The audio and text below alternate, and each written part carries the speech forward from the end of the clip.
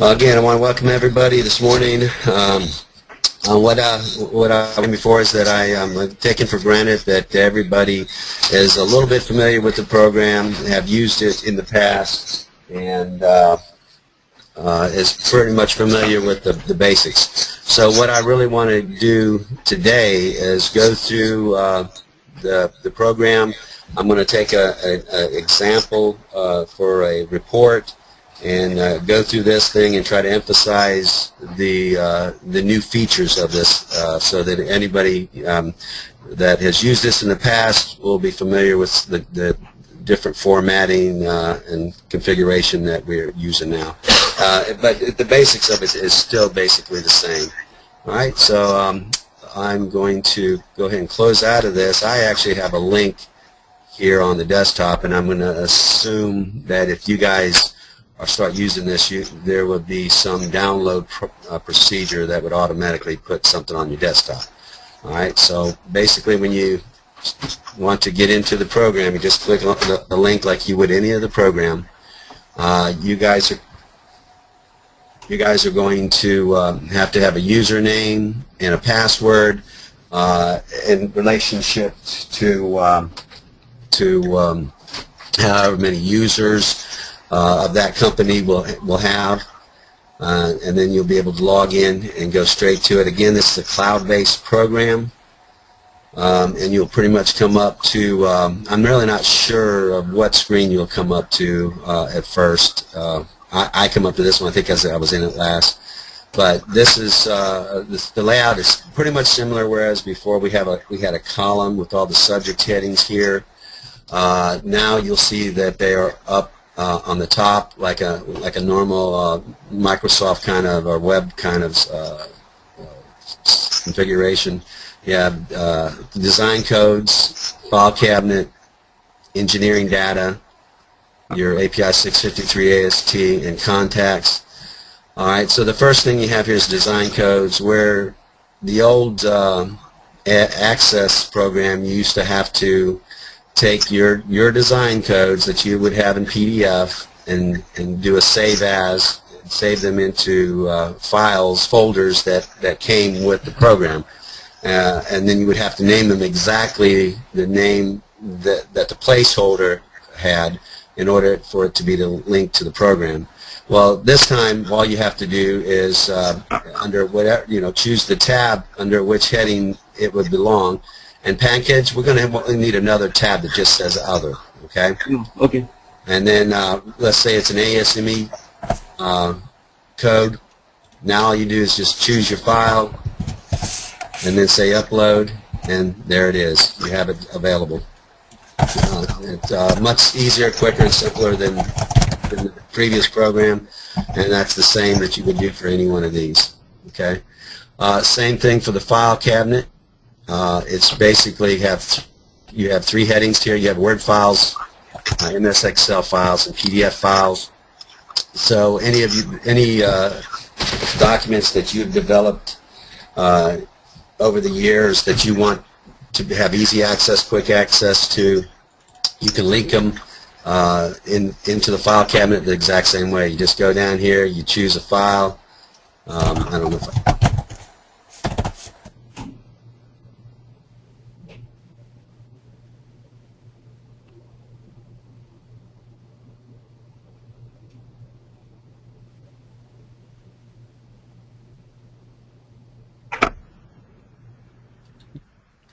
Are you there? It looks like we lost you there, Jeff. Give me 1 second. Yeah. Hello? There you go. There you go. Yeah. Jeff? Okay, one more time. Looks like. Jeff, are you there? I'm here. Can you hear me? Yes, we can now. Go ahead. Oh, I'm sorry. Okay, so, and there it is. Anytime you need it for your questions. Okay.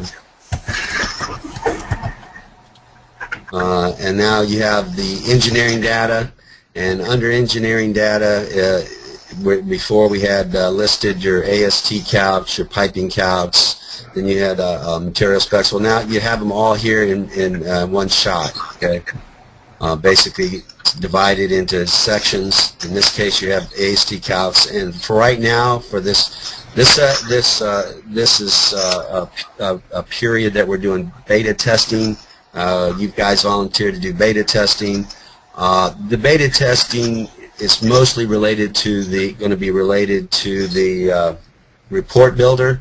There's still these extraneous calcs that we're working with. Still have some bugs we're working out. For the most part, they are functioning. They are up. There are some bugs that we're working out. But the main thing that we are looking for over the next several weeks is for you guys to really test, especially the report builder. We think that is pretty much up to par to be able to produce reports in the same format, same style, same everything as the ones from the Access program. So we just and from there we will give you notifications when we feel like, okay, all of the extraneous calcs are good, and we don't have pipe calcs yet. We're just concentrating on the AST calcs. The pipe calcs should be coming online shortly after this to complete the API inspector, API 653 inspector's toolbox with the same modules that were in the last one. So basically, you just have the drop down. You come here and you click on the calculation you want, and it pretty much looks exactly like the other ones. Has the same pull downs, the same selections, the same data cells. Okay. Quickly you can go back here and choose another one, so it's time saver. And then we have the main attraction here, the API 653 AST. Again, just like the Access database, you have these tabulated windows with the different components, and it's also the same pages. You have your design of tank shells, your inspection of tank shells, repair of tank shells. So basically, if you're familiar with the other one, this is the exact same format. It just looks a little, has different coloring. So, and then we have down at the bottom the same thing. Your repair specs, inspection forms, hydro testing, report builder, post-well heat treating, and API 653 definitions. So all this is basically the same. So now we're going to go ahead and we're going to go into the report builder. And I'm going to do two things here. First thing I'm going to do is do a report from scratch. We're going to start a new report.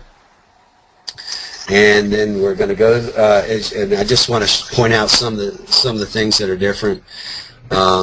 Where before you used to have to go into, well, let me open up the other one here. You used to have to go to File Table Edit to do your copy reports.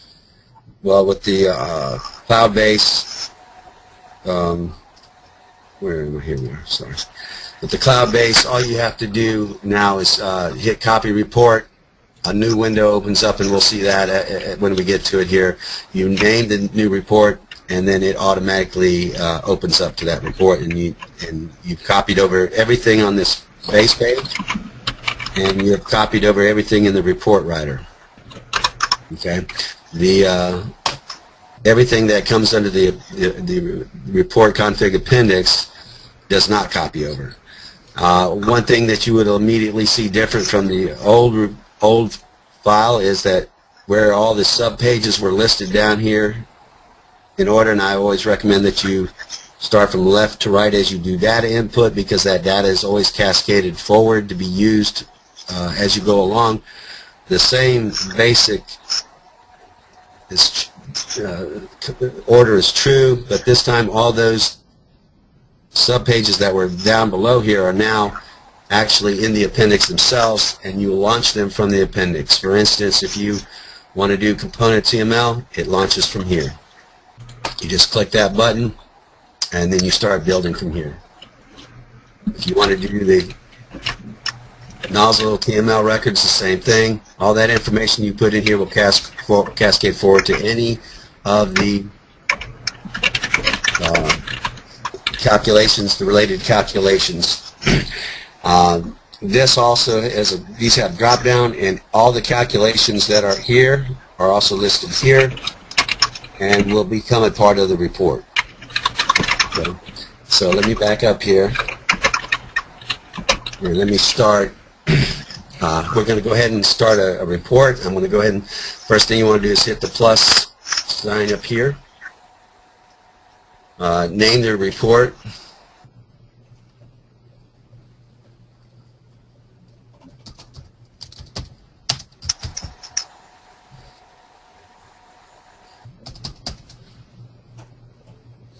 And just start filling in. Start filling in your cells as you normally would. Across the top here, go left to right is always the best way to do it.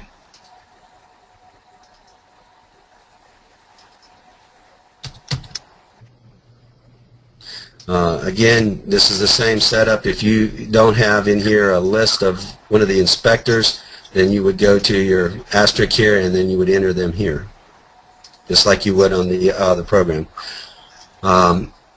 One thing you want to remember to do as you go along is to save as often as you can think about it. With the exception of this initial data entry, you want to wait before you hit the save till you get most of your data in here, because what it's going to do the first time you save, all this information here that's within brackets, tank ID, city, state, year, the date, the applicable code, all that is actually going to automatically update the first time you save with the information that you put in here. So you want to hold off hitting the save button until you've gotten through most of this data, and then when you do hit the save button, all this data will be updated, and then after that it will be disengaged from any automatic updates, and you would have to do it manually. So I always suggest, left to right and then columns. Do your left column, then your next column, then next column, next column. All the information that you put in here, the data is going to be cascaded forward. So I'm going to go ahead and start putting in some data here.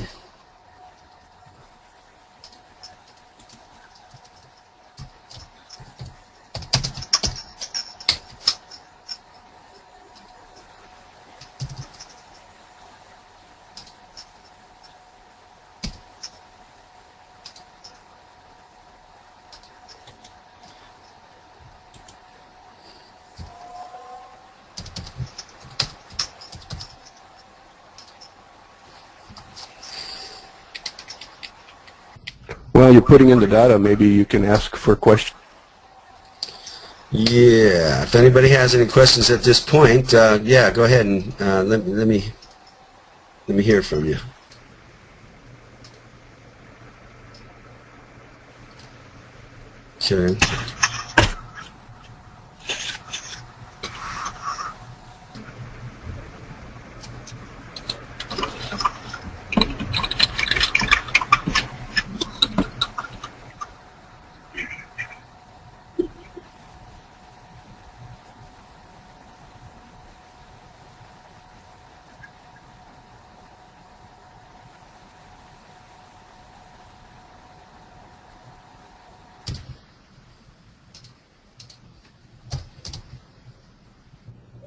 Okay.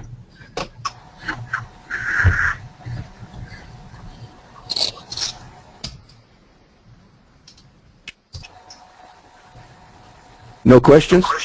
Jeff, this is Tom. I have a question. How is this used if you can't get contact with the internet when you're in the field? Right now, for the beta testing, the only way you can do this is have a connection. So you would have to print out your forms, your field forms, just like you would from the regular program. You would just, from this point here, you just come in here, pick out what forms you need, print them out, and physically fill them out in the field. And then when you did get next to a connection, that's when you would come and do the data input. Okay, I'm going to drop off the webinar now. Thanks. Have a good night. All right, good night. Now, in this case here, in the insulation thickness, that can only take a numerical value. So if there's none, you just click NA here.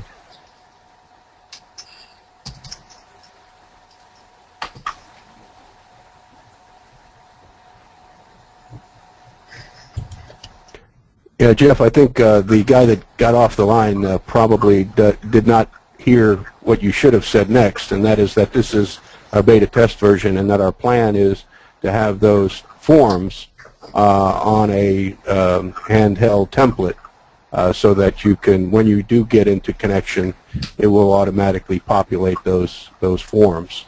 Right.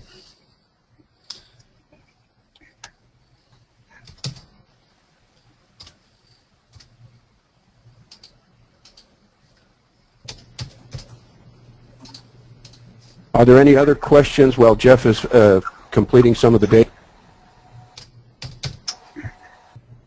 During this beta, are we able to fill in the data and stuff like off an iPad or so? If we have connection and stuff on it? Well, I mean, there's plans future to do that, PID or whatever, to be able to do that so that, you know, when you're in the field, you could just have a local software and you can fill in data, and then when you get next to connection, it would automatically transfer the data. That is a future plan. But right now, really the only thing you got is if you have a connection to the internet, you have access to the program. If you don't, you'll have to use physical filled data sheets and then do your data input like I'm doing right now when you do get next to it. Okay. Now, will the software be able to The only download these and from other programs? All right, so hang on just a second. I'll answer that question in a minute. See where I just pretty much filled in all this data. I'm going to hit this. If you look down here, all these values in brackets, they're going to automatically update. See that? Boom, boom, boom, boom. That's kind of a safeguard. All right, again, what was your question again?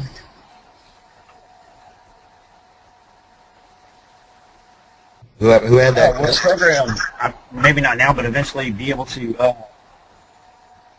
you'll be able to download D-scan data from other programs?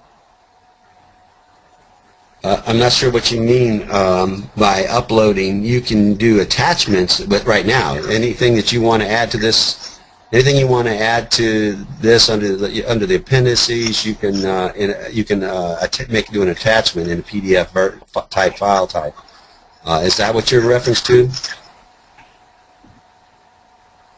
Yes. Yes. Yeah, we're getting ready to go through that right now, and I'll be able to show you all that. So right now we just did the basic data here on the front page. I hit save. You're going to want to make sure that you remember to save as often as possible here. Anytime you make changes. Right now I need to figure out how many gallons this is. So right now I need to figure out how many gallons. So I'm going to do my engineering calcs. We'll put in my feet and height and see how many gallons we got here.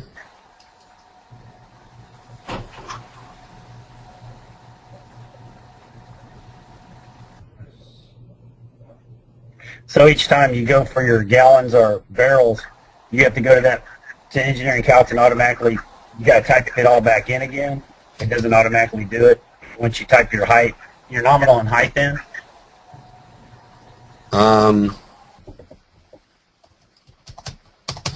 Once you got to type it in. This is just a calculator basically. You know, I just come in here and typed in my diameter and height, and gives me all kinds of output here. You know, square foot areas, this other information maybe for coding. Right. Coding. But yeah, it's here. You just got to remember it. It's not like you can like click it and then automatically fills it in. But that's a good suggestion. And by the way, as beta testers, please do that. Say, hey, you know, it'd be certain to be nice if this feature, you know, was there. So yeah, absolutely. Right. Actually, I have other programs that automatically, as soon as you type you fill in the certain data points and stuff like that, it automatically does your calculations as soon as those values are put in. Absolutely good suggestion. That's a simple fix. That's something we can do real quick. You got that package? Yes. Yeah, I mean he's right. We have the nominal diameter, we have the height, or the fill height is what you would want to use, and then you would it can automatically calculate it. Simple enough, and then you can have it so it does it in gallons, barrel, whatever. Yeah, hey, good suggestion. Can it also do, like, a lot of my clients ask for, the nominal height capacity and also the safe fill height capacity. Yes, we have that right here. There's your nominal height. There's your safe fill height. Right. Oh, you mean, you mean up here? The calculation. Oh, that's to show it. Yeah. Yeah. That's a good suggestion. Yeah. Again, please put all those suggestions down. They'll go to Pankage. He'll talk to me about them, and we'll talk about how to get them in here. Jeff, why don't you, at this stage, I think this is a good time to tell people, because it's a limited number of people that are going to be testing the program, so to please send the comments to you, and that you would forward those to Pandit. I mean, there just needs to be a single point of contact, and I think you're the best person for it, Jeff, as a subject matter expert. Yeah, that's fine. Let me go ahead and just I'm going to give you my personal email to make it simple. My email is jwalling, JWALLING, at exis, EXIS.net. So that's jwalling at exis.net. Okay, so it looks like we got just about everything. I believe you also have a technical toolbox. I think you also have a technical toolbox's email address, right, Jeff? I do not. I used to, but I used to have issues with it, so it kind of went away. Okay, that's fine. As long as everybody knows how to contact you, or for feedback, anything that's not working, any suggestions like people are making right now, this is excellent. Yes, absolutely. I mean, sometimes you can't see the forest for the trees sometimes, and I get concentrated on other stuff. And this is a massive program, so I don't stop to think of how quick and easy that would have been to do that. So it's great. That's awesome. Okay, so we're finished with all the data input on the front page. At this point, you want to do your logo. Now, in my program before, once you put in a logo, it's universal. It comes up on every report, but that's not the case with this. In this one, you're going to have to upload a logo and do a name, company name for every report. So it's a good idea to maybe make like a supplementary support folder under MyDocs, because that's the quickest way to get the information. With what the most used logos and signatures and such, so that you'll be able to upload here. So in order to do the logos, you have to put in the company name, and then you got to choose a logo, and then you say upload, and then you say save and close. Okay, and so now it's there. And the same for the signature. You got two of them, one in case you need a second signature over here, but normally you just need the one.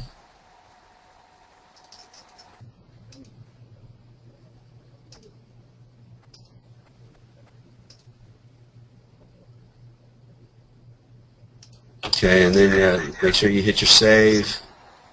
And I believe you're going to have to hit refresh. Oh, there it is. It did it on save. Okay. So you might want to review this cover text, make sure it says what you want it to say, and you can always edit it, say whatever you want it to say, if you think it needs to be changed. And then from here, I normally wait to do the report last, because I want to make sure I've done all my evaluation with all my UT data and such first, in case we have issues. So right here, now we're going to go to the report config appendix. And as you can see, we're doing a brand new report, and it defaults to some of the most commonly associated documents and data forms associated with an out-of-service inspection. You always, pretty much should have your component TML record, nozzle TML record, Appendix B. We did switch this around from the previous version, so it's because of the order, the information cascading, it will need to cascade from in this order. Under Appendix B is your mechanical integrity calculations, and normally it defaults to your shell, your roof, your floor, your nozzles, and your shell settlement, but you can add as many as you want, and they will all be included in the print of this report. Whereas before, there was just a given set that was associated with it, and you would have to do the extraneous calcs and then insert them into the report later. Well, this one, now you have the whole repertoire is at your disposal. You just choose whatever else you need is for the evaluation, and it becomes a part of the report. Okay. Jeff, I have a short question. Jeff, can you hear me? Yes, I can hear you. Jeff, can you change the inches and Fahrenheit and stuff like that into meters and Celsius? Yes, you can. On the front here, if you commonly use meters, Yeah. you can change it to meters. Okay. Yes.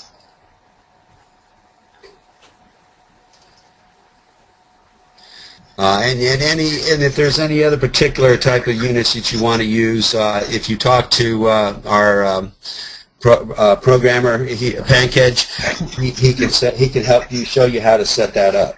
So that's very viable now. Good. Okay, so we have your components, your TML records, whatever calculations you may need to support this report. Drawings. Right now, my launch button is not working properly. In the old report, you could launch some templated CAD drawings. Okay, if you have a CAD program. I have CAD, which is identical to AutoCAD, and it opens AutoCAD and has the same it has the same functions, same commands. Keyboard is identical, seamless, and it has a DWG tag that has all these inserts, these block inserts, 2-scale nozzles, 2-scale ladders, 2-scale shells, and all that. But for some reason, we haven't got that functioning properly yet on this one, but we will work that out. But otherwise, you can just upload it, you know, however you guys have been doing your drawings in the past. If you do have the old program, you have the files accessible to the files, the templated files. You can still use those, and do the drawing and save them into PDF and then attach them here. Okay, just click upload the files and you can attach them. Here's the checklist. It's somewhat similar to the old. Excuse me.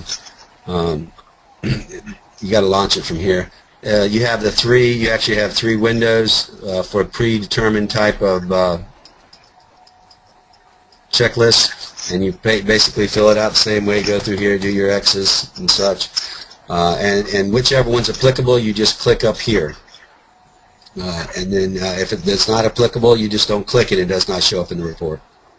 Okay, and you have the in-service checklist for API, the out-of-service checklist for API, and the Still Tank Institute. And this one here is one that's was developed by me. You can always develop your own and put it in here. SDI doesn't really have a checklist for the certified checklists. Okay. In any one of these, you can also upload your own files. If you have calculations, let's say a particular calculus stress analysis that you did that's not part of this repertoire, you did it in Excel format. You can print that to PDF and upload it and include it in the report right here. So that's true for any one of these. You can always develop your own and add it to the set in the order that you want it. We also have photographs. Now this is a lot different from mine. Previous one, we just had a link to a Word file that opened up, and you just worked it in Word. Now this is inherent to the program, and you just click here to let's see which one it is. Yeah. This will show you all the photographs that are already uploaded. Oh, this is once it's already uploaded. Okay. Yeah. All right. So you have to come in here, choose your photograph, put your title here, subtitles here, text, and then choose it, and then upload it. Do the same. Upload. It's quicker. It does automatically sizes them and formats it, so you don't have to go through that. And it's always looks the same for every report. All right. And then you have manufacturer's data sheets. Of course, those would be supplied to you. MSDS sheets, tank data sheets should be supplied to you in PDF format, and this is just how you would just upload the PDF in the order that you wanted. Over here, you have your NDE records again. That would be in PDF format. Yes. Yeah. Somebody have a question? Okay. And then we have Appendix H here, which is for any kind of other additional supplement documents that you might want to add to the report. If this is a report and let's say it was visual only, you didn't do any UTs. Let's say it was an external inspection, they didn't want UTs, then all you have to do to not include those is unclick the applicability check up here and here, and this will automatically make this your Appendix A. No more moving them around and copying and pasting up like you had to in my old one. Okay. Here, if you didn't want this, then you would have to make Appendix A. You'd have to move everything, cascade everything forward, and delete and fill in the spaces here. Whereas here, all you have to do is click the applicability. Can you change the order around? It changes the order around. Yes. Oh, No, if you want the drawings before it? No, no. The order is kind of set. Okay. Jeff? Yes.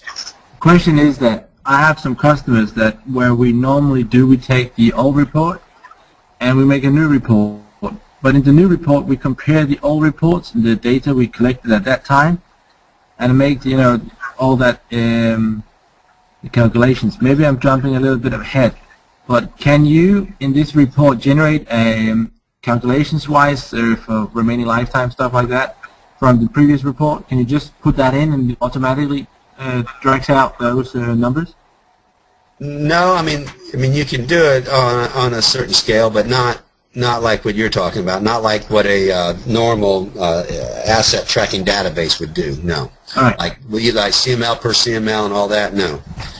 Right. But what you could do is, let's say you are benchmarking. You have benchmarked data, and you want to compare it for something that was done 10 years ago. Then you could change this from the age to previous inspection, say 10, and then when you get to your CML data, and then under here, instead of putting in the nominal, you would put in what that reading was 10 years ago. But as you can see, it's only one single reading. So if your remaining life was based on the lowest reading that you had last time, let's say you took 20 readings on the Shellforce 1 and you used the lowest one to base your remaining life, well then that's what you would put here. The same thing. Okay, but that's the limit of it. Other than that, this is not an asset tracking database. It's just a single report, and very rarely would you even need to really do that on storage tanks. I mean, if you have an area, some areas. I know there is some tanks that maybe have, let's say, vapor space that is eaten up pretty quick. Then you can do that, separately in a spreadsheet somewhere and add it to the report. All right. Okay. Just a question. Yeah. Okay. Yeah. Other than that, you would need an asset tracking database, which, if you're interested in that sort of thing, Joe can help you out there too. All right. Okay. So let's go ahead on back here and just start this. I'm going to show you some of the features. Okay. Right now, I've chosen everything I want here. Let me just look at whatever I got applicable here. Yes, I got everything except, well, this one I do not want to be applicable. So I'm going to take that off, and now this one went to Appendix F, and I don't have an Appendix H. So I'm going to do a save here. Always remember that when you change things, try to save as much as possible. All right, so now I'm going to go ahead and start putting in my data here. Now, what I'm going to do here, I'm going to base this on, let's say I did some UTs from a data logger. So what I'm going to do here is, first I'm going to develop the number of line items I need here. So I'm going to do my first one, so I fill in some data here. I'm going to check that. You make sure you check it. And then I'm going to hit this duplicate. In this case, I have actually a preliminary, this is going to be a preliminary, a report from that I've already done, so I've already got data for this. So I'm going to, it looks like I have 22 CMLs under the component thickness measurements. So I'm going to click this off 22 times. All right, so there's 1, 2, 3, 4, 5, 6, 7, 8.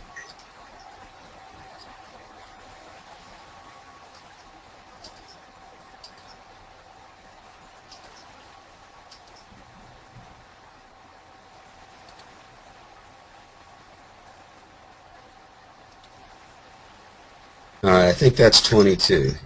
And even like before, you see that there's always going to be this ghost, and you can see it's just a ghost one there. So if you wanted just to not copy and you just wanted to do entry, you could just do entry there. But so I have 22. I have 22 line items here, and what I want to do now, I'm going to export because I want to be able to bring in some data log. Data from the data log. Open up my Excel, my Access. I'm going to put it somewhere, and like I said before, you want to really put this in a My Docs folder that says AA, so it's one of the first ones here. All right, and I'm going to save it here as AST component TML export. It's going to overwrite the one I already have there. Yes. Okay, and then I'm going to open my other file that I downloaded from, let's say, Panametrics to an Excel spreadsheet. Okay.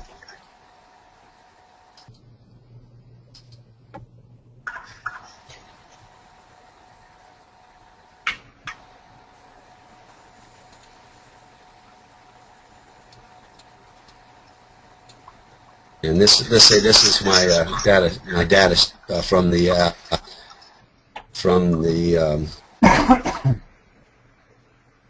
data logger. So I'm going to copy and paste it into my exported. Okay. Save it.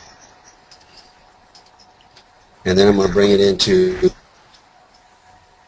And for every number that is listed in the Excel spreadsheet, it will overwrite that number here. If it's a number that's not here, it will add it. So now I'm going to choose that file. And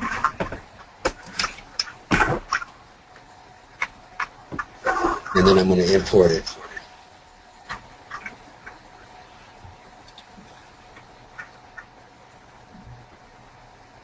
Voila.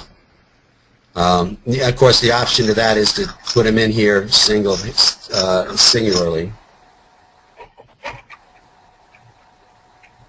And you can, if you have a common amount of components that you normally use for a report, you can always use that import that template file as well. Okay, there we go. And again, this T-actual will always be the lowest of that line. Okay, and then when you're gonna, whenever you do that, whenever you import here, you want to come in and click on this CML data and open this form.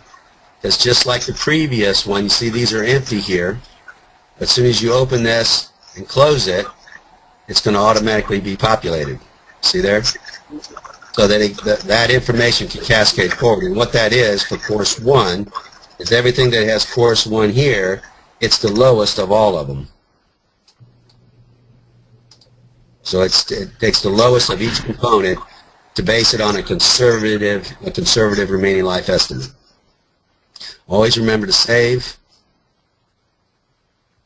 Okay. If you want to preview it, again, you have your choice. You have a printer here that shows Word or PDF. I always like to look at it in the PDF. That's where I'm going to normally go to when I print.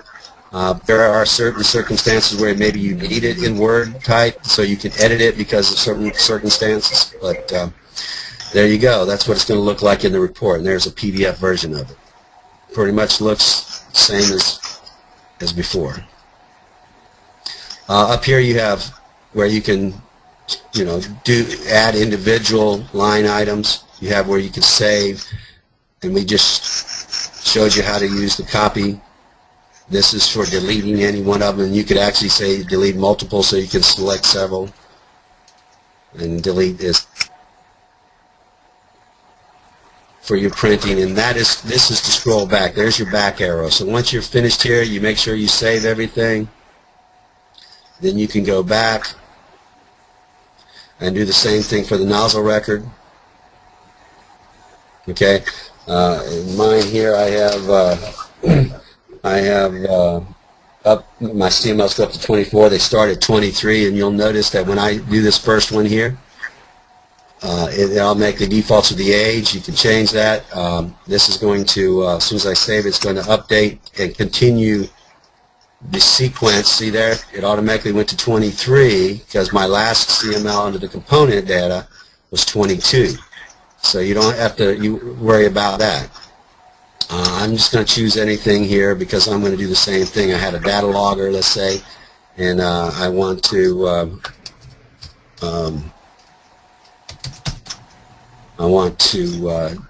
do import-export. Then I'm just going to fill in this so that there's something there, okay? And then I'm going to click this off until I get to 42, to 42 count. So there's 23, 24.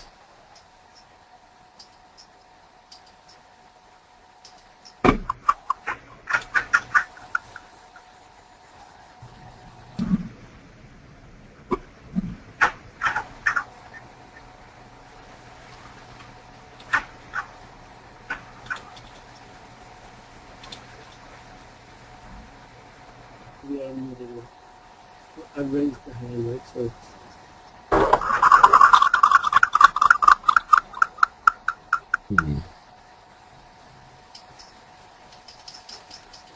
and 42. So I got 42 here now. I'm going to go ahead and export this to the same file.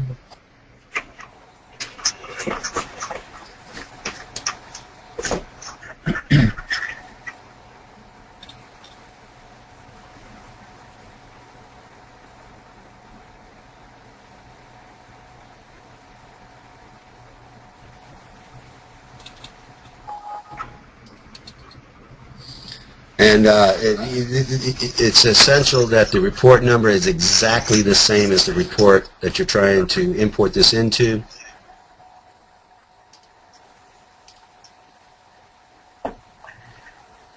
And here is simulating. This is my data log file.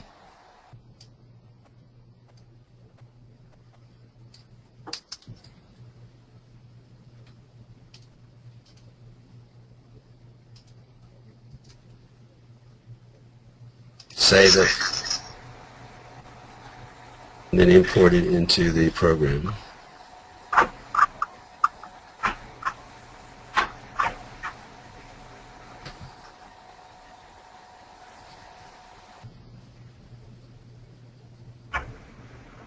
And there you go.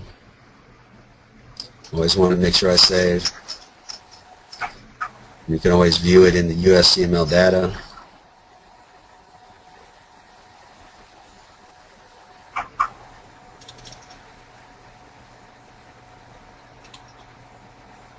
And so we're done with this.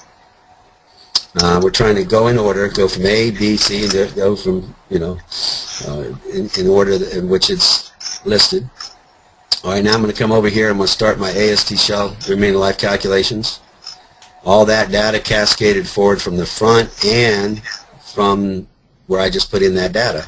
So quite simply now I just got to choose my material for those 5 courses. I've got to put their height in here. All the stuff right now it's taken from there and put it in here, right? Like so.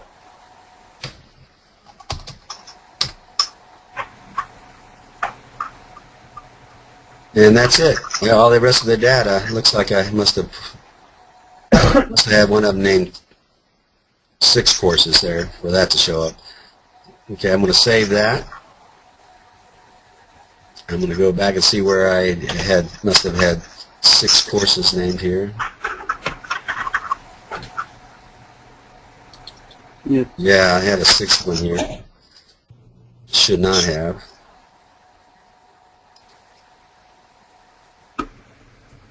We have to. Got to reopen this so it looks at that data.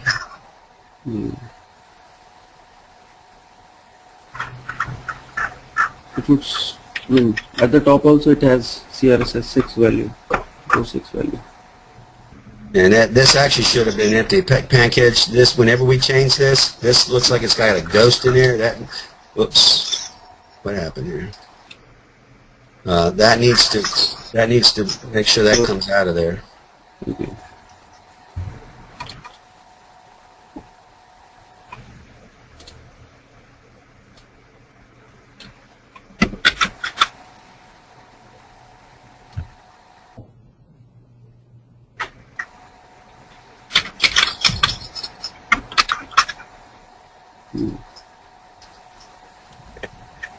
Jeff and Pandit, if you can explain to them how they can gain access to the cloud-based program. Package. Yeah. So I've already shared the details with Robert. He'll be sending you all the user IDs. There is a link that Jeff is already accessing. So you'll just go to that link, and you will have your user ID and password. You will just log in into that system. That's it. It's very simple, and then you can play around with whatever you need. If you feel any difficulty somewhere, you can contact either Jeff or Robert or myself anytime. Robert, you have all the details, the login details for all the users who are attending the session today? Yes, everything was sent out this morning prior to the webinar. Yeah, okay. So here we are. I corrected where I accidentally had a 6th shell course in there. This acts exactly the same as my original program. If you have values that are in within 10 years remaining life, this cell will come up orange. If it's 0 remaining life, it'll come up red. Same with the safe fill height. The safe fill height has to be above what we have designated up here. So it'll come up red. So basically functions the same way. You have alternate S, same functionality. If you want to overwrite that for any reason, alternate tmin, if you say you want to use nominal minus corrosion allowance or a given tmin. So it has all the same aspects as the other one. Now here are these drop downs, your E, your joint efficiency, your specific gravity. If you change these values here in these subforms, that will change it all the way back on the base page. So usually there should be no need to change it. You didn't determine what it was from the front page, but just be aware that for these particular types, if you change them here, it's going to change it throughout the program. Okay, make sure you hit save.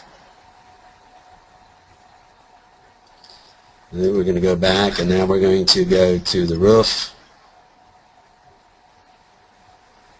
And you had all that information cascade forward.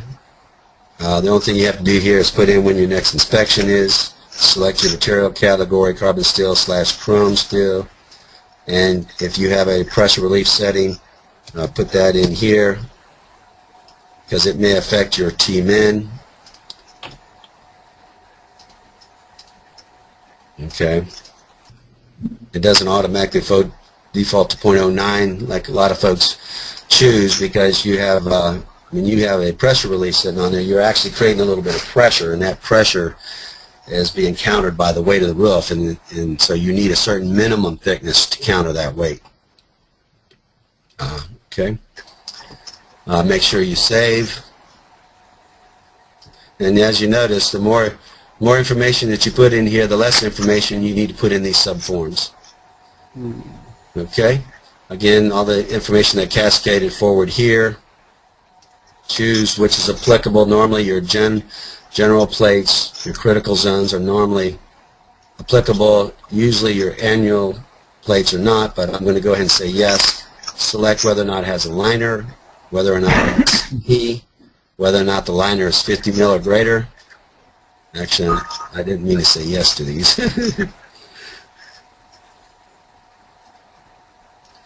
And then if it has RPB, I'm going to go ahead and say yes to that one.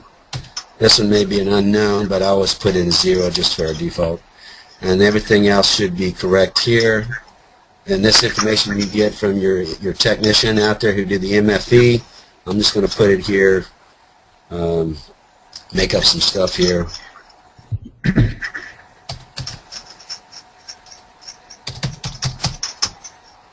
And this is a default, but you can always iterate this if you're having issues with your remaining life.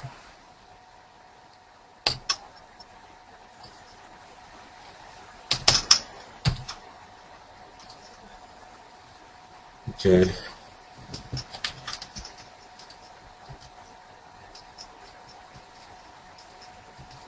And I always suggest that if you change if you have an issue with any of these, you should use the same value for your remaining life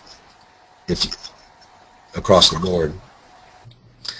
And then we said yes to our annular plate, so we're going to, this is a 120-foot tank. More than likely that annular ring is probably 3/4 of an inch. So I'm going to again make up some value here.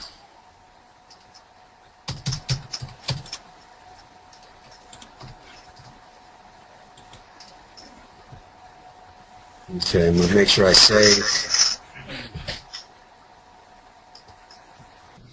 Looks like everything is acceptable.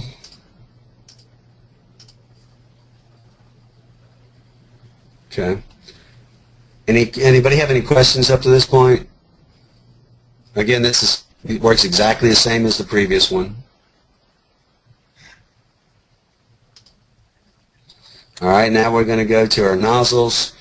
And this one should pretty much, now pancake, I know we fixed this in the report, so if I look at the PDF, those show up as blank, so that's fine for the report, okay, but that also needs to be the true here. See this showing up red, which is not true. This is not true. And then you got to go to another thing to type it back in there again to get your calculator, you know, safe. So, Okay. all right, so just note that these need to be blank, not because they cannot be coming up red. It's giving you a false indication here. Yeah. Okay? Got it. Okay, so we're done with that. We're going to spend a little time here on Shell Settlement Survey, show you guys what we got here. This is relatively new to what you guys have in the old program. Although the latest version did have this in it, but not as automated as, and not with as much options as you have in this one. So basically when you come in here, it's going to default to 8 points, but you can always add points by hitting this add point here. Okay. And what I'm going to, in this case, and we also have an option here of single set or double set. You know, it's my recommendation that if you're going to go do a settlement survey, you're going inside this tank. You're going to set up your transit, and what you really want to do is find the highest point in that tank, and make that your number one. I know most people have a set, they go to the north side and they make that number one and they go around. But to get the best fit and to get the most accurate evaluation, you really do want to try to find that highest point in the tank find the center of the highest point, because you can come off to the left or right of the high point and it'll still be the same until it starts dropping. So you find the center of your highest point, make that your number one elevation, and then start from there. And I also recommend that you do double set. Yeah, this is a 120-foot tank. The minimum that you have to take to do this evaluation is 12 points, and you always want to take even points. So if it was 125 and it comes to 13, then you want to take 14 points. You always want to do an even number of points. That's per code, and that's also the evaluation to be accurate needs an even number of points. And then the second thing that's also recommended by the code, Appendix B, is that you take a double set. Take twice as many readings, so you double it. If the minimum amount is 12, take 24. That will refine the evaluation, and it will give you more points and a more refined evaluation if you have to take the next step. In the case where r squared is less than 0.9, then the cosine curve is not applicable. Okay, according to Appendix B, if you have an r squared less than 0.9 and you use it, then you're actually outside of the code. According to the code. You actually have to go to the next step in Appendix B 2.2.5. This is B 2.2.4 with the cosine curve. So let's do that. Let's go ahead. I'm going to go ahead here and put in my information. Well, first thing I'm going to do is add points. I want 24 points. I'm at 8, so that'll be 9, 10,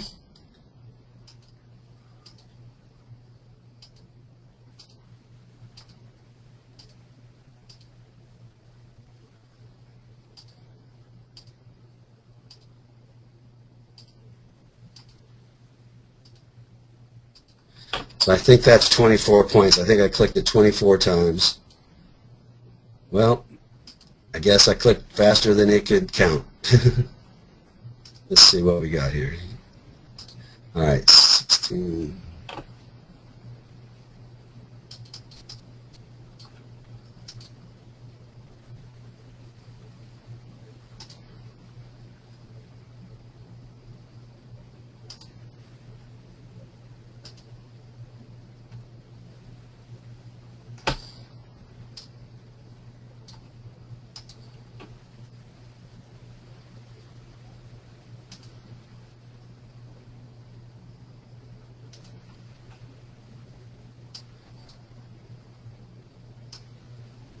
There we are. We got 24 points. Now I'm going to add my elevations.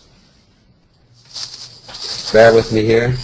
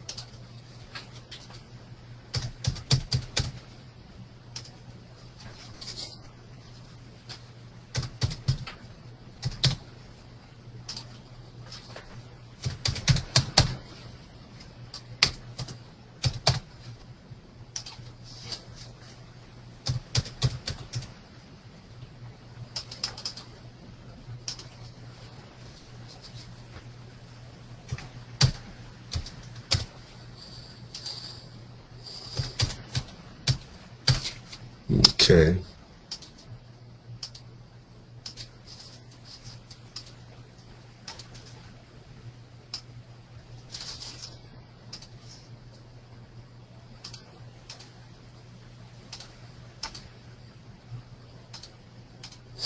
All right, okay, I got my double set chosen here. I've got all my data in. I'm going to hit calculate.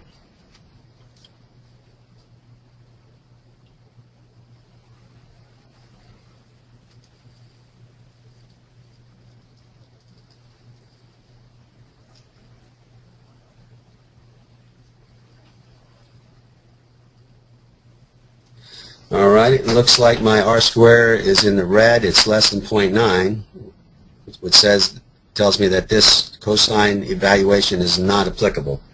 That's what my cosine curve looks like compared to my actual.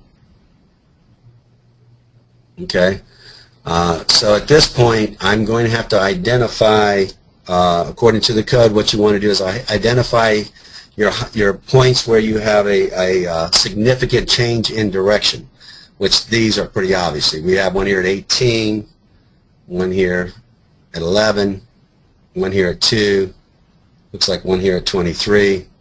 So I'm going to pick those points, 2, 23, 18, and 11, and I'm going to come over here and put an X in the points that have a change in direction.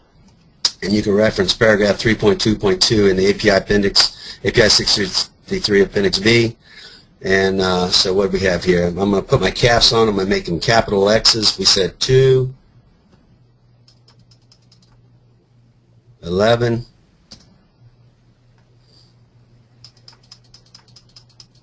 18, and 23. Okay? And then I'm going to hit next step. Oh, I might have had to have saved. Let's see if it tells me to save here. Well, it didn't. Hopefully I don't lose this because I didn't save. And then we're going to, it looks like we got everything is sat here. That's good. And the graph right here looks like this. And that's it. Simple enough. Your report's going to look like this.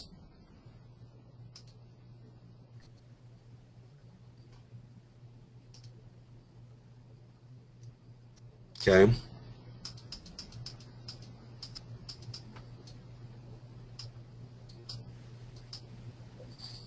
And you will. It will also print out. It will print out both this report and the initial data set. Okay. And and it will print both the graph and the data evaluation here. My recommendation is that when it does print out, that you delete the second page of this initial report because it's not relevant, really. All you need from this one is to show where you did the data input, and the R-square was less than 0.9. So it's going to print out 4 pages. This graph, which will show you the R-square and how that this is not applicable. We did this evaluation. We found the R-squared is not applicable. This next page is irrelevant. You can delete it from the report, and then you'll follow this graph with the other graph and the data set that is applicable to that evaluation. Okay. Anybody have any questions on this one? I know this is probably a little bit new to you guys. Most companies don't do this next step as they should. There's not, and my program is the only program out there to date that will do this. Now, on your survey, when you do your calcs and stuff, it doesn't automatically go to the lowest reading for your first point on your graph. You have to go and click your changes and stuff, and then it'll go to it to. No, this one's automatic. You're talking about doing the best fit. Yes, right. If you look at the graph, look where it is at 0.20. This is the best fit. What the program's going to do, it's going to do when you see it doing a little timing thing there, whoops, and it's taking us a little while. What it's doing, it's going through an iteration, and it's comparing every scenario all 24 scenarios to that cosine curve and finding the best fit, the highest R-square. So yes, it's automatic. Where my old program, you had to do it manually, this program iterates it and does it automatic. Okay. Now what about now you have another one for the floor settlement, right? Yes. You're talking about the edge settlement? Not edge settlement, your floor settlement, where you do it from the internal settlement, Oh, from the shell every 10 feet out? No, I do not have anything for that. I mean, that gives you a nice profile, but other than that, it doesn't really give you the information you need to do edge settlement, because you got to get specific information, and I do have that evaluation in here. But you would have to concentrate. You'd have to find where you think the issue is. Find some parameters and do the data input for those local spots. Well, no, not just local spots where you go inside like you did here, the 24 points on the outside of the tank. You go do the internal with the 24 spots, and then you move out a foot, 2 foot, 10 foot, all the way to the center. That gives you how your floor is flexing and stuff when the product's in it. It's separate from your heat settlement. I understand, but my program does not do that. That gives you a profile of the floor, lets you know which way, like you said, which way your low spot is, and gives you a good cross-section profile of the floor. My program doesn't do that. It never has done it. So. Okay. That's something that Pancake, that is something a lot of companies like, and it is useful. If you have it, but mostly it's useful to tell you where you. I mean, you can still get that from here. I mean, you can still get that from this graph. You'll know where your low spots are. There's your low spot 11 right there. But what I'm looking for is the low spot towards the sump. Sure. Different spots within the floor itself, not necessarily the shell. That's what a lot of our engineers ask for. Okay, I mean, that's like I said, that's not something that's really that my program does. It's something that we definitely can do. Package. That's something that maybe we can look at developing. All right. Yeah, sure. Okay. I mean, I'm sure it's simply done. So. Any other questions, especially in regards to the next step evaluation? It's quite simple. You take if you don't make your 0.9, then you're going to need to go to your next step. To go to your next step, you need to identify the points along your actual readings that show a significant change in direction. And those points, once you have identified them, you just put an X across from their related point, and quite simply just hit the next step, and it does all the calculations and everything for you. Shows you what is satisfactory and what is not. Hey, Jeff? Okay, Jeff, it's been about an hour, so We're taking a break. Well, I mean, we have a time limit here, Joe. Did we say it was going to be an hour? no, there's no time limit. I just wanted to let you. You're breaking up, Joe. But No, we're coming to the end of it anyway. I mean, I think we've gotten through the most part of it. Let me just show them a little bit more here and show them about the printing, because we've gone through most of it here. Most of this stuff's kind of identical. The drawings, as I was saying, you would just do your own drawing in your AutoCAD or in Excel or whatever program that you use, and come in here. And, well, of course, you would print it to PDF first, and then you would attach it this way. Just once it's in PDF, you come in here, you choose the file, you upload it, and now it's attached to the report. Same thing for, your checklist. Of course, you're going to want to come in, oops, I'm going to come in here and go through the checklist like you normally would. Same means as we had last time. I'm not going to go through all this. I'm just going to click that one there so it's included. Make sure you save it.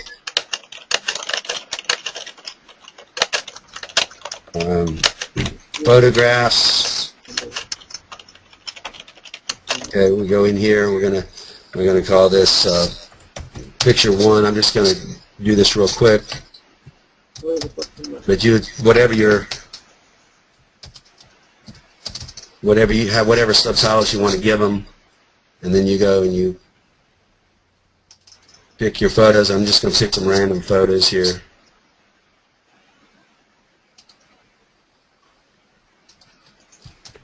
Can you also explain that this is because it is cloud-based, that multiple people can be working on the same report? Yeah, because it's cloud-based, multiple people can be working on the same report. Now on the pictures, are we able to put more of a description? Oh yeah, I'm just saying pick 1, pick 2, pick 3. You can do whatever you want. No, I mean how many characters can you put in that? Pancake? When I do my pictures and stuff, I put identifications, what it is, what depth, this and that, and then it also goes in my recommendations, that same picture. Okay. The file name would be, the file name would be like close to 100 characters maybe, or 40 characters only. But the description itself, like if you want to type in something, that is not included in here, but we can add if it is required. And description text box wherein you can add some information and then it will be printed along with the picture. Okay. And in the report, do the pictures go at the end or at each section, like your floor, your shelf, your roof, your nozzles? It is at the no. It's whatever order you do it. Yeah. No, okay. So wherever I put I can change the pictures where they go, not at the end of the report. I'm not sure what you're asking. So after you upload the pictures into it, you save them, your description, whatever. In the final report, those pictures are shown in it at the end of the report or at each section. Like these are floor pictures, these are shelf pictures, these are roof pictures. Does it put it within that section? No, this is just under the appendices under photos. So okay. Right here's the photos. I mean, it comes under appendix. I'm sorry. Okay. See, hang on. Let's see. Yeah, it's so in the report, just like this, it's exactly as this report. It's a certain appendices that it comes under, and then it's all in order, in the order that you put it in. Okay. I also have another question for you, Jeff, from Matt Baker. They're having some mic issues. But their question is, when choosing the change in direction for the R2 value, can you also pick the valleys too and not just the peaks? You can pick whatever value you want, but to be in accordance with the code says to choose the peaks that have the significant change in direction. But yeah, you can pick whatever you want. I mean, maybe an engineer more acquainted with the stress analysis of storage tanks could probably do that. That's not something that just a normal user would want to do. Okay, and then the follow-up question was, do the R-square value changes? Does it change? Yeah, I believe that's what he's asking. The only way that R-square would change is if the data points, the elevation points that you put in there, if you change them. It doesn't change when you're putting X's to go to the next step. The R-square value is no longer applicable. That R-square value is comparing your cosine curve, which is a predicted settlement in a perfect plane, to the actual settlement that you guys recorded from the field. So if it does not come within 90% of that cosine curve, then the cosine curve is not applicable. And it's all based on your actual readings. The only way to change that R square is to change your readings. But I mean, that's not really something you would do. All right, so now the next thing here is my Appendix F, NDE records. I'm going to link those up.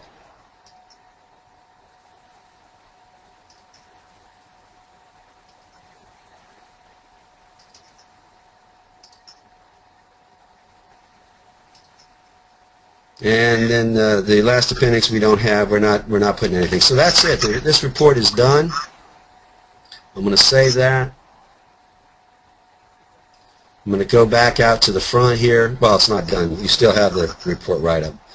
And basically the same thing as the previous program. You have defaults that automatically come in here. It's my philosophy. It's easier to edit something that's already there than to start from scratch, especially trying to keep your order and paragraphs and your spacing and all that. So we have a default, then you can overwrite it, whatever you need to do.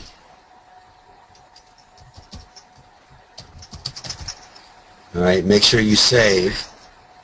And it's the same thing. You have your findings here, your recommendations here, your executive summary here. You update it to say whatever you want it to say. And this right here is calculating your next inspection due dates for internal visual, the external visual, your UT, based on a maximum allowed by the code. You can always change that to be whatever you want it to be.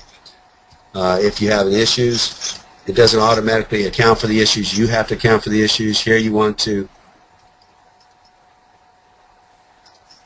I entered it incorrectly, I guess.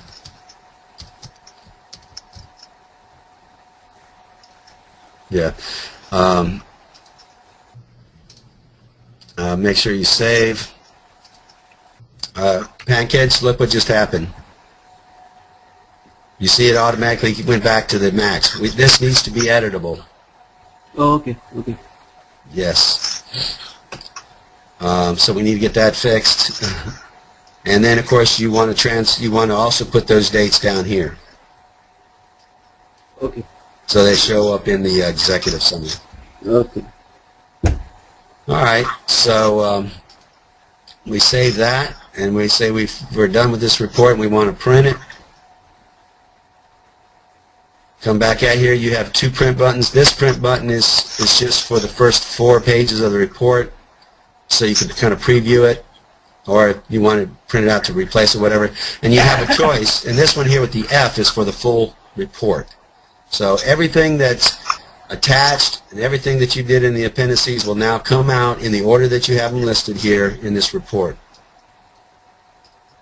with the click of one button. Now you have your choice of doing Word. Of course, if it's in Word, anything you have attached in PDF, of course, will not come out. You would just have to do your editing in Word, print it to PDF, and then add those after the fact. But if you print it in PDF, then everything that you have attached in the appendices will print all at once.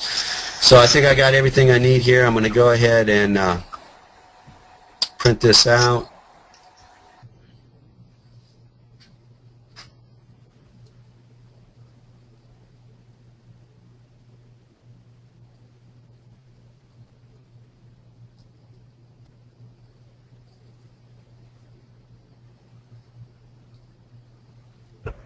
Jeff, can you hear me? Yes. Okay, I have a question. Now, I'm placed in Europe, and I don't know if you're familiar with the code called EMUA. With what? All right, you haven't heard about it. Well, EMUA is the European standard, which is pretty much the sister of API 653, but it's got some few changes because of the snow load and stuff like that.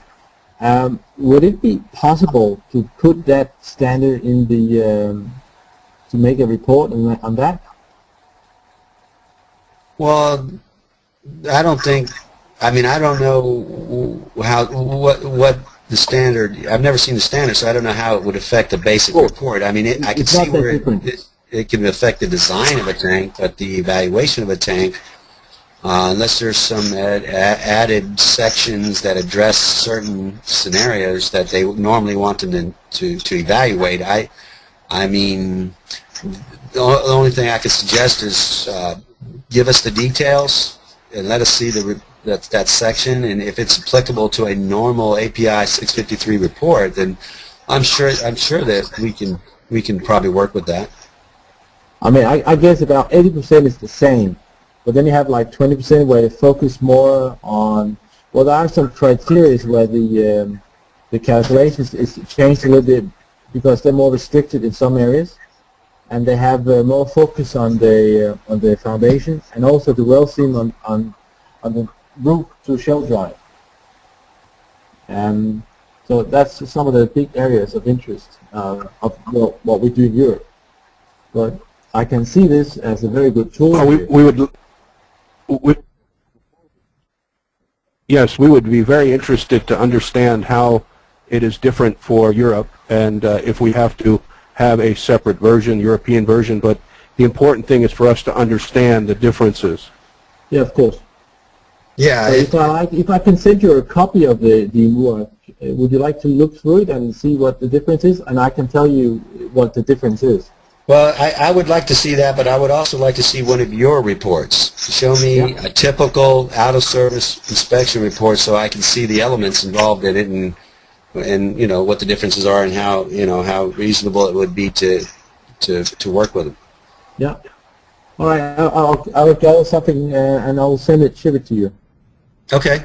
Great. You guys have my email. All right, so here's the report. Here's the final report. As you notice, it took a little while, of course, a lot less than for you to do it as in the old program where you have to piece it together. But you'll see that it basically does look the same.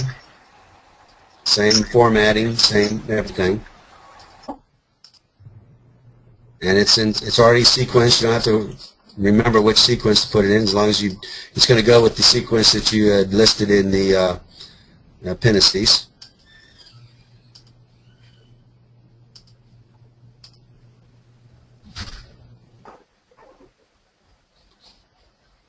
Package.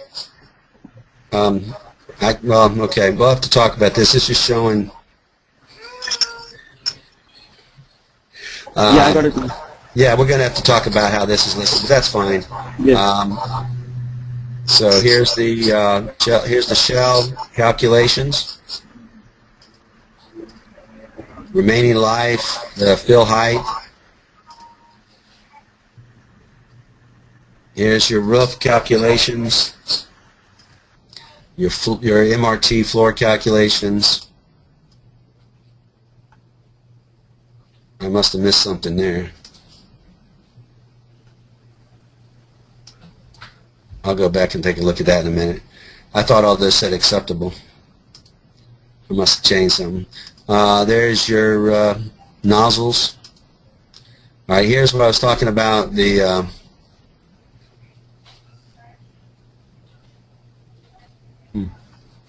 hey, package, something ain't right here.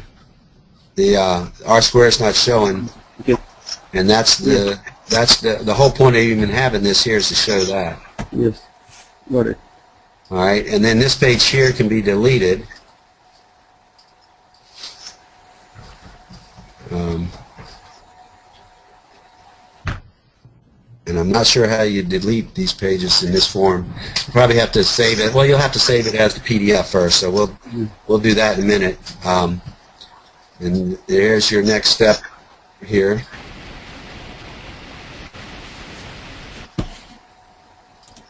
Your drawings, checklist, your photos. So here's the photos. And again, you can always print these out in Word first and make any changes that you want.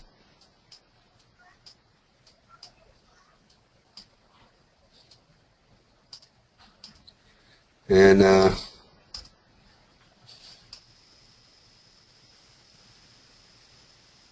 so everything that I had in there, everything I attached in there, I was able to print out with one click of a button.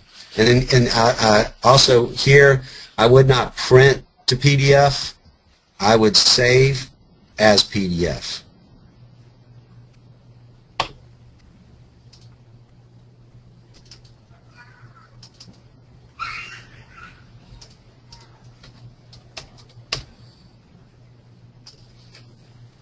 And the reason why is because if you print the PDF, this thing will not be editable with Adobe Acrobat. If you save as PDF, it will be able to.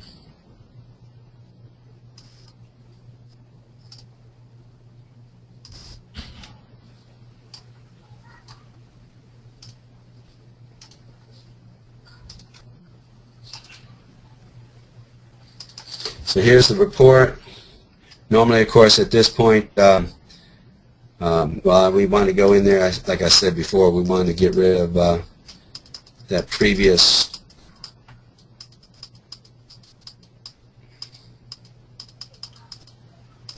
that page, this page here, we can delete.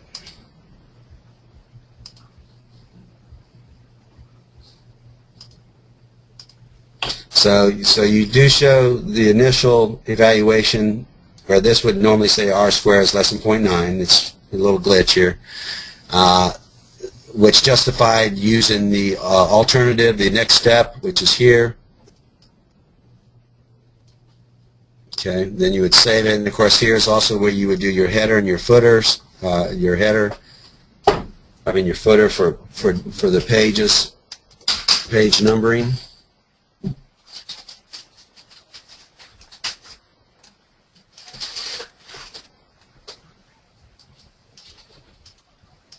Okay, so all the pages have a page number now, and then this is also where of course, you want to save, and then you want to do the save as other, and then reduce the size.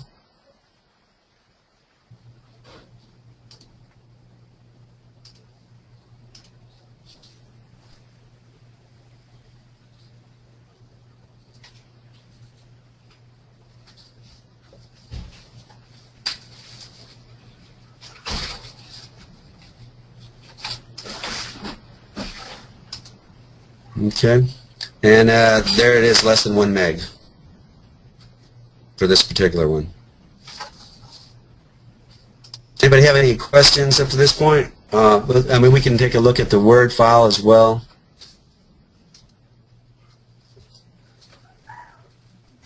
Jeff, we had one question come in while you were doing the presentation. And it has to do, I know that you had touched on using a tablet or a laptop and filling out the forms and coming in later, but someone was asking if the actual program site is accessible by a smartphone and whether or not they'd be able to enter the data from the smartphone. Package, you'd do the best one to answer that. Package. Tried it on yet actually. Yeah, Jeff, we haven't tried it on the smartphone yet, so I'm not sure, but I can answer that question by tomorrow. I mean, once I'm get to hear from the team like how they have configured it. If they have managed that code, then it should be accessible, and we would be able to work on it through smartphone itself. Okay, thanks, Jeff. Thanks, Josh. Yeah, this is Joe talking. I think the first step was to make the conversion of one of the fundamental components of the API Toolbox to the cloud, which will enable us to do these types of things. This is the first step. We're learning how to crawl before we walk and walk before we run right now.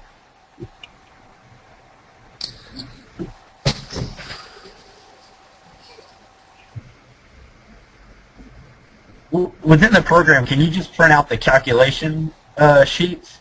Absolutely. You can either, if that's all you're interested in it, that you can either go to the extraneous calcs and just fill out that calculation that you're interested in, or if you just want to do it from the report, it's just like my previous program. You can print out the individual ones from the page that you're working in, or you can just go to the extraneous calcs themselves, and it will be listed there. Well, here's the Word file. This right here is for the second signature. If you don't need it, you delete it. You can do all your corrections here. Oh, hey, Pancakes, look at this. Yeah. So we need to fix that. Yes. Yeah, I'll upload it tomorrow. Yeah. Okay. So everything's editable here. Let's take a look at those pictures. Look at this, Pancake. Yeah. It has a little bit of formatting. I mean, the team is working on it, so we will upload it maybe tonight. Okay. So the Word file, we were mostly concentrating on the PDFs. Word file has a little bit of work that needs to be done to it. It looks like it's not coming up with the R square either. Mm.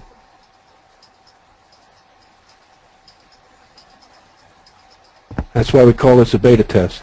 That's right. Yeah. All right, so here's your pictures, and I guess anything that you might need to do that you can't do within the program, you could probably do from here. Looks like you might be limited to just a one line here, but let's see.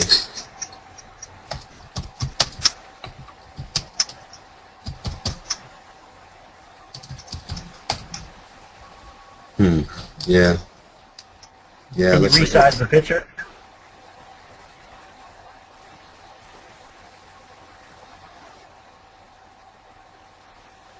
where do you do that at? Let's see. The picture you can. Just shrink the picture. No, If you shrink the picture, Yeah, you you probably can. have more Looks like space. you can resize it. Okay. And then you can add more words behind. Yeah. Yep.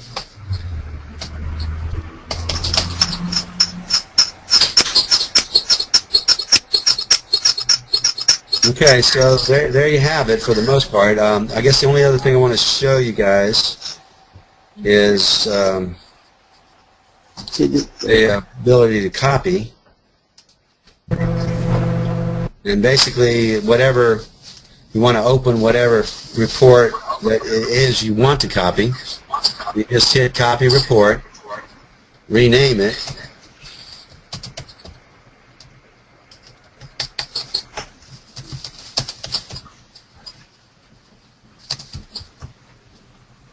hit OK, and you're automatically in that report. See? The only thing that copies over, now this you're going to have to update manually, and then the write-up, it comes over. But that's it. Everything else is you're doing from scratch.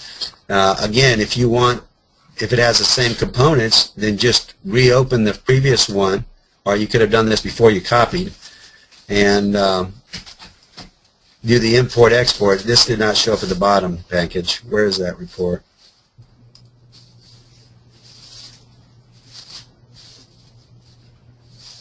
So yeah, so if you wanted to get the CML components and all, just do the same thing. You would. Oh, I'm sorry.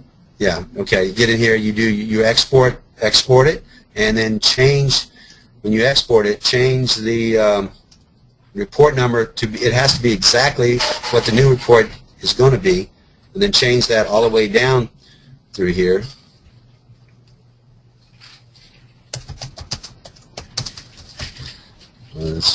I'm not sure what I named it, but anyway. And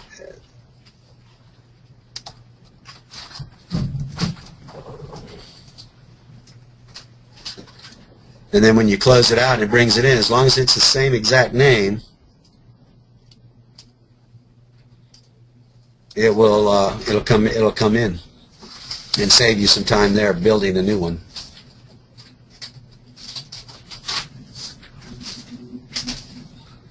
All right. What else? Again, this is a new report, so you're going to have to upload your logo, company name, your signature, and all that. Okay. This has a if your company has a license for 5 users, and you want folks to be access any of those other 5 users within your company to have access to this report to be able to change it, then you need to come in here and click the share button, click who you want to be able to share it with, and then they'll be able to go in and edit it. Say you're out in Timbuktu somewhere at some hotel, and you started this and you want somebody to QA it and print it out and get it to the client back at the office, then basically you share with them and they'll be able to open it up and edit it and print it and do whatever they need to on the same basis. All right, so that pretty much is all the new aspects of this program. we're going to be working on the extraneous calcs. You were asking about, you just wanted to print an individual calculation. So if you went in here and you just wanted to do the shell calcs, you just go into that calculation. Let me go to the other report. I haven't filled out any. This is the copy.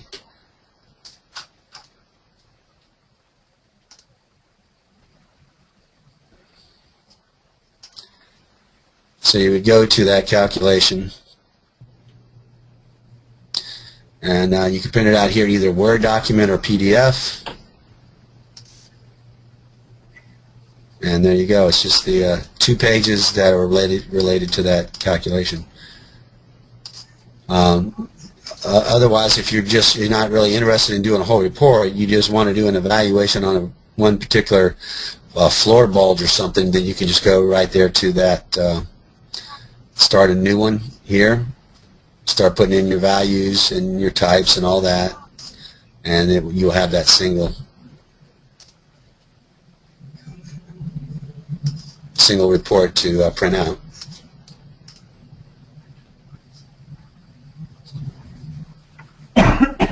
And again, Word document or PDF.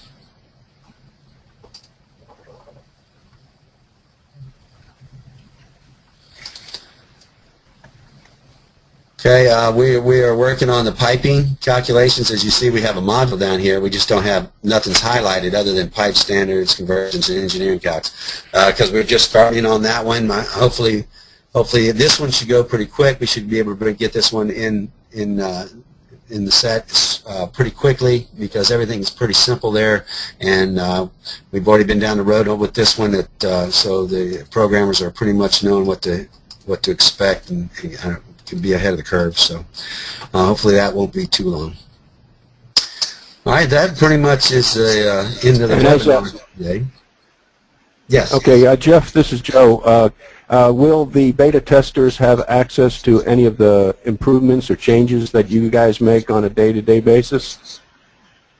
Well, I mean, if it's what I've been experienced, yeah, they daily or every other day or weekly do whenever they need to upload it. It's universal. I'm pretty sure it will be universal. Is that correct, Pancake? Yeah. Yes, we will be doing updates.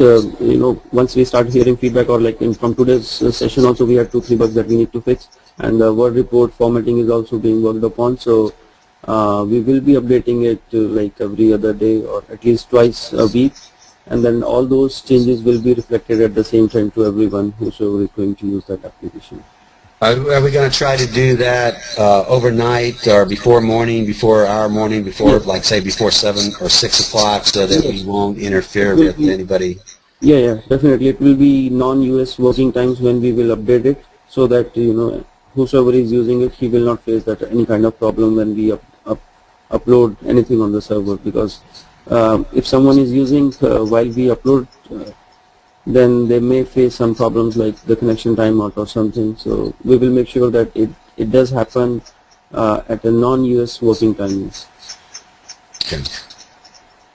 And Jeff, other than that, if you want to show that unit conversions for the same file, we can just flip to the metric unit, and that way all the values will be displayed in different units. Like someone had question regarding that unit system.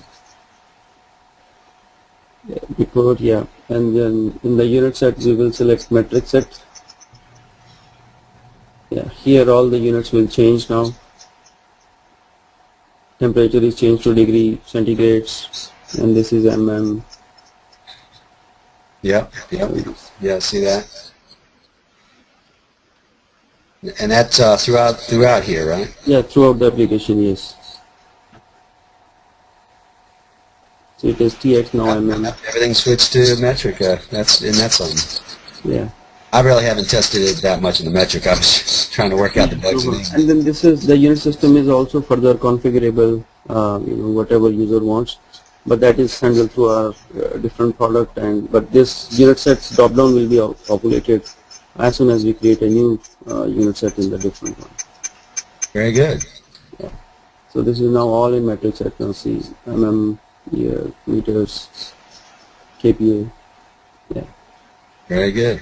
And then also if you want to tell them about that save feature, stay and leave while they try to move out of the page without saving anything, and then the application will give us a pop-up message wherein it asks user to save it. All right, so I'm going to change something here, and I'm going to try to go over here to the appendix. Now, what this is basically telling you that there are unsaved changes on the pages. To save changes, click Stay on Page, and click Save icon on the screen. All right, so whenever you see this pop up when you're trying to get off here, it's because you changed some data, and it's telling you that if you say leave this page, then whatever changes you made are not going to take. So you need to say Stay on the page, save it, and then you can. In any time it is saved, it comes up with a pop-up saying it was successful, and then you can go off, and you're good to go. Okay. That's all I guess. Yeah, and then just remember. Okay, well at this stage. Well, I was just going to say, for the beta testing, we want to concentrate on the report writer. Let's make sure we work those bugs out really good. If you do go over to these independent calcs, you're going to run into some issues there. We're still working on those, and after this morning's sessions, they're actually going to do some uploading some stuff they've worked on over the weekend, but probably throughout I'd say before you attack these heavily, give us a week to try to work those minor bugs out. All right, well what we'll do, Jeff, Yes. can you hear me? I hear you. What we'll do is send out another invite maybe in a week, and that way we can go over any comments that the user group has, any problems they've been having. So we'll follow up and send out an invite maybe in a week from now. Is this a good time for everyone, or is this a bad time on a Monday early morning?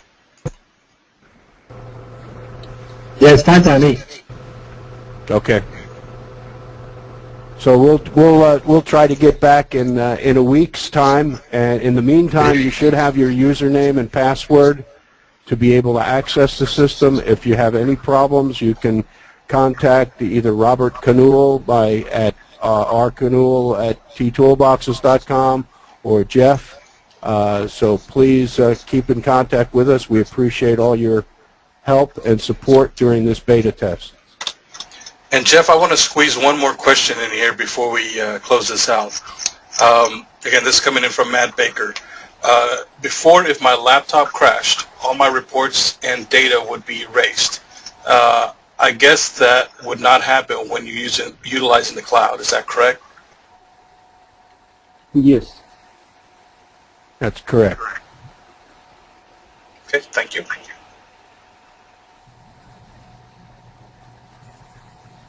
Okay, well, thank you very much. Thank everybody, and we will have this taped and available. Robert, where will we have this available? On the website or where?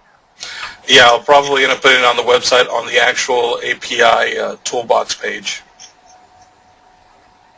Okay, good. All right, guys. Sounds like we're all set, and Thank you very much. consider the webinar closed, and thank you very much for attending. All right, thank you.